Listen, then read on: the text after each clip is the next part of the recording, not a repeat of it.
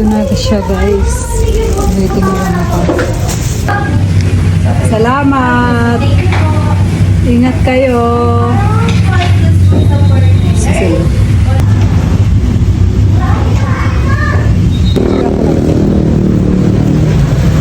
Salamat! Doon na po yung bayad niyan.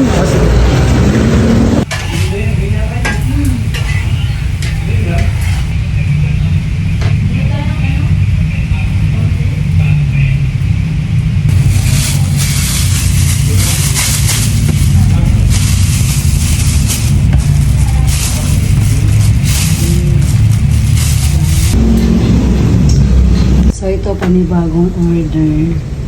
Regular customer yan. So alas 11. Alas 10 pa lang. May magsasarado na ako. Yung customer din madami. I mean, ano siya pa, unti-unti lang kasi na pag nagsabay yung drinks at saka yung sa rice. Tapos ako lang mag-isabay, di mahirap. Ay, hindi naman nakapasok si Geraldine ngayon kasi may trangkaso siya. Siya naman yung nagkatrangkaso.